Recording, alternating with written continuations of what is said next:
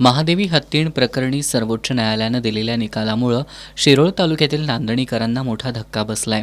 काही दिवसांपूर्वी मुंबई उच्च न्यायालयानं महादेवी हत्तीणीला गुजरातच्या जामनगरमधल्या अंबानींच्या राधेकृष्ण मंदिर हत्ती कल्याण ट्रस्टच्या विशेष हत्ती कल्याण केंद्रात पाठवण्याचे आदेश दिले होते.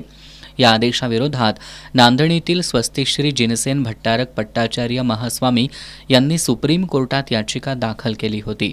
या याचिकेवर आज सुनावणी पार पडली. मठांतर्गत येणाऱ्या 865 गावांचं सुनावणीकडे लक्ष लागलं होतं, परंतु सर्वोच्च न्यायालयानं मठाची याचिका फेटाळून लावत मुंबई उच्च न्यायालयाचा आदेश कायम ठेवला. या निकालामुळे नांदणीकरांमध्ये नाराजी पसरली आहे. मठाधिपती जिनसेन भट्टारक पट्टाचार्य यांनी सर्वोच्च न्यायालयानं दिलेला निर्णय मान्य करत उद्या मठामध्ये याबाबत बैठक बोलावण्यात आल्याचं सांगितलं. हत्तीणीला नेण्यासाठी काही दिवसांपासून वनतारा प्रकल्पाकडील पथक नांदणीमध्ये दाखल झालंय.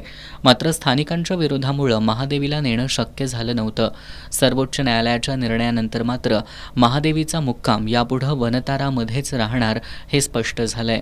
सर्वोच्च न्यायालयाच्या निकालानंतर वनतारा प्रकल्पाकडील पथकानं महादेवीला आजच हलवण्याच्या हालचाली सुरू केल्यात. त्यामुळे सायंकाळपासून नांदणीसह परिसरातील लोक व्याकुळ झालेत. गेल्या अनेक वर्षांपासून जैन मठातील धार्मिक कार्यक्रमांचा अविभाज्य भाग असणारी महादेवी आता मठात असणार नाही हे कटू वास्तव स्वीकारताना नांदणीवासीय भावनाविवश झालेत. महादेवीचा वनतारा प्रकल्पाच्या पथकानं ताबा घेण्यापूर्वी तिची विधिवत पूजा करून मिरवणूक काढण्यात आली. यावेळी नांदणीकरांना अश्रू अनावर झाले होते.